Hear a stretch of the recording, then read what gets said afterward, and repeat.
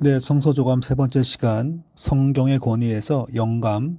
우리가 지난 시간까지 아마 요 밑에까지 아마 봤을 거예요. 성경을 하나님께서 하나님의 백성을 통해서 그것을 기록하게 만들 때 영감을 주었다. 그래서 inspiration, 영감을 주었다는 것을 얘기했는데, 그것은 마치 기계적으로 로봇가 어떤 일을 처리하듯이 한 건 아니었고, 이제 유기적으로 동작하였다. 이 말 뜻은 뭐냐니까, 그러니까 어떤 생물이 있으면 그 생물의 생각과 어떤 판단이 작동되겠죠. 그것을 가리켜서 이제 어떤 유기물이다 그렇게 얘기하게 되는데, 그와 같은 동작으로 그것이 그렇게 성경에 이제 쓰여지게 되었다는 걸 얘기합니다. 제가 말을 지금 잘 못하고 있는데, 그러니까 단순히 그냥 자동 판매기에서 뭐 그냥 물건 나오듯이 된 건 아니고, 각자의 형편과 쓰는 사람의 어떤 인간적인 도구를 사용하여서 그것을 이제 소위 이제 유기적 영감설이라 그렇게 불러요. 그런 얘기입니다. 그 밑에 보시면 성령께서 저희는 마리아에게 예수님께서 잉태하여 무죄하신 그리스도가 탄생하게 하신 것처럼, 성령께서 죄인인 인간 기자에게 영감을 주어서 성경을 기록하게 하여 무한 성경이 기록되었다. 그렇게 봅니다. 순수한 영혼의 원색적 언어로 기록된 성경은 엄마, 아빠, 사랑 등의 원시적 언어처럼 영원성이 있어 결코 1.1획도 변하지 않는다. 시대를 따라서 어떤 좋은 문학 작품들은 뭐 개정 작업도 벌이고 뭐 그렇지만, 성경은 그렇지 않다는 것입니다. 성경의 영감성과 무호성을 함께 인정하지 않으면 안 된다. 어느 교파나 신학자처럼 성경의 영감은 인정하나 성경의 무호는 인정하지 않는다면 성경의 절대 권위를 무시하는 것이 된다. 이게 뭘까요? 성경은 하나님께서 영감을 주어서 기록되었는데, 기록될 때 기록하는 저자가 인간이기 때문에 오류가 있다. 뭐 그렇게 생각하는 사람도 있어요. 가령 구약에 보면 그 먹지 못하는 동물 보면 사반, 토끼의 일종인데, 사반은 되새김질을 하나 발굽이 갈라지지 못하였으므로 먹지 못한다. 토끼가 되새김질을 한다라고 하는 것을 본 사람이 거의 없죠. 근데 이제 그것 때문에 이런 많은 현대 학자들 말하기를 그것은 사반이라는 동물이나 혹은 토끼에 대해서 성경을 쓴 사람이 잘못 이해한 것이다. 그렇게 보기도 합니다. 근데 토끼는 다른 포식 동물로부터의 위협이 없을 때 조금씩 자기가 먹었던 것을 토해내어서 다시 씹는다고 해요. 그것을 독일에 있는 한 동물원 원장이 그 밤에 발견했다라는 그 학계 보고가 있는데, 과거에는 그렇게 과학이 발달하지 못했기 때문에 이런 소위 신학자들이 그 자기만의 그런 생각을 가지고 성경이 오류가 있다, 하나님의 연관된 말씀이지만 이제 이런 식으로 많이 이해했습니다.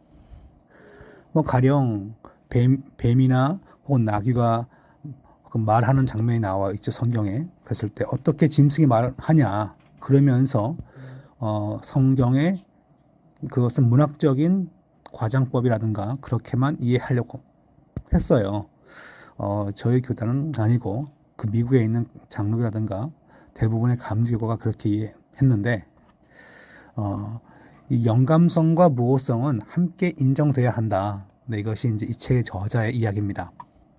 모든 성경은 하나님의 감동으로 되었다. 감동이란 말은 하나님께서 숨을 불어 넣으셨다라는 뜻이란 거예요. 그러니까 모든 구절에 하나님께서 숨을 불어 넣으셨다는 것인데, 그것을 완전 축자 영감이라 그렇게 부릅니다. 사실 저희 교단도 완전 축자 영감이라는 단어를 별로 좋아하진 않습니다. 그냥 유기적 영감이라 그렇게 부르길 좋아하는데, 완전 축자 영감이라는 것은 모든 글자 하나하나까지 하나님께서 선별하도록 그걸 다 이끄셨다, 그렇게 보는 겁니다. 목적 영감이나 사상 영감은 뭘까요? 어떤 목적을 이루기에 충분하게 영감되었다. 어떤 사상을 전달하기에는 충분히 영감된 글이다. 혹은 어떤 부분만 영감되었고 다른 부분은 그냥 인간적인 글이다. 라고 보는 입장이 있습니다. 대부분의 장로교와 감리교가 이런 입장을 취합니다. 그렇지만 이제 저희들은 전체적으로 하나님께서 유기적으로 다 각 사람의 그 성경 기자의 그 현실을 잘 사용하긴 하지만 그래서 그것을 이제 유기적 영감이라고 부르는데 그걸 사용하여서 성경 전체적으로 그렇게 축자 영감했다 그렇게 믿고 있습니다.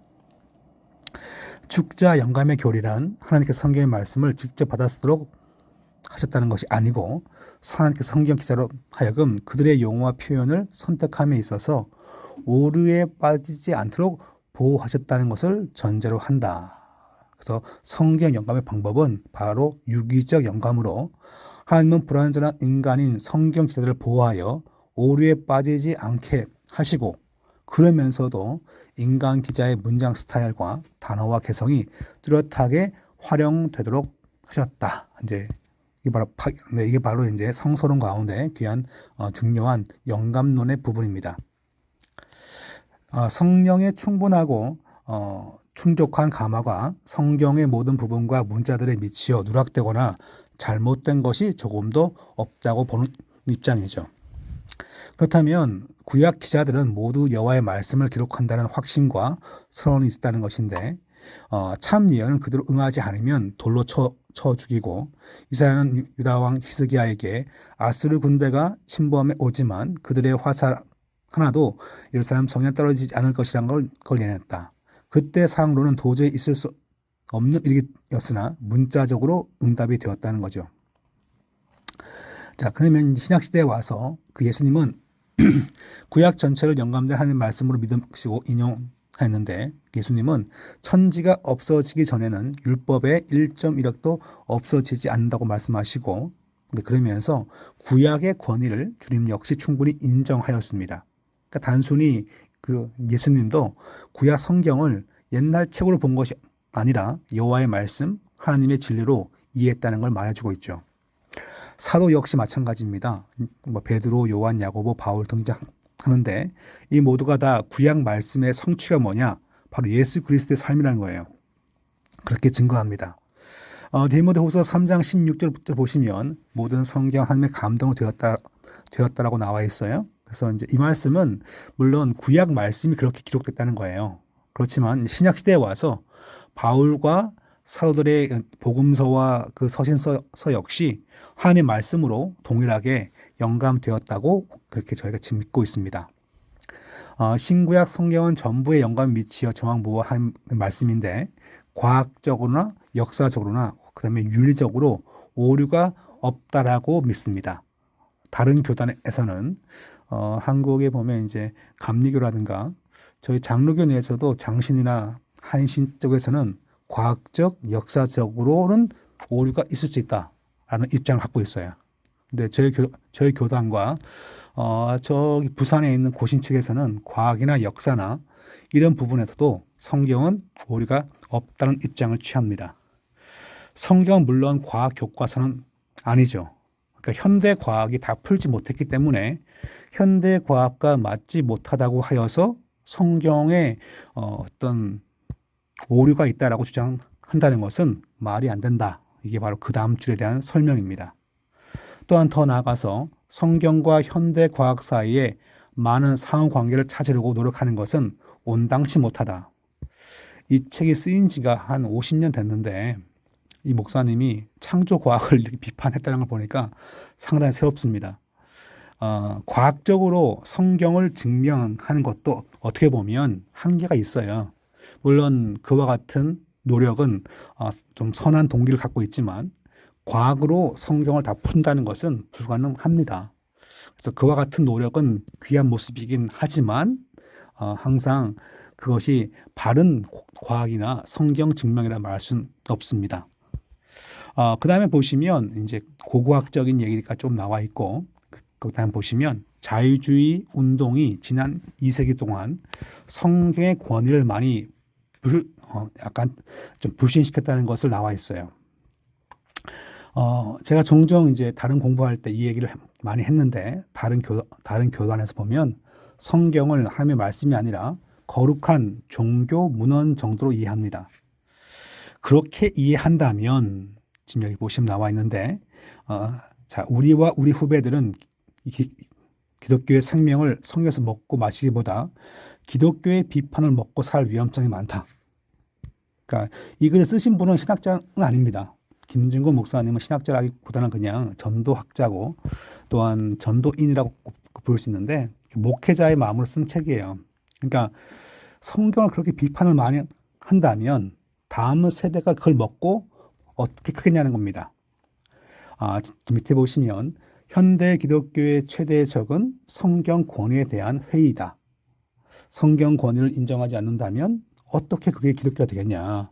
그래서 가장 기본적인 게 성경 권위인데 바로 지금 두 번째 성경 권위에서 이 영감, 성령 하나님이 저자시고 그분의 인도를 받아 기록되었다.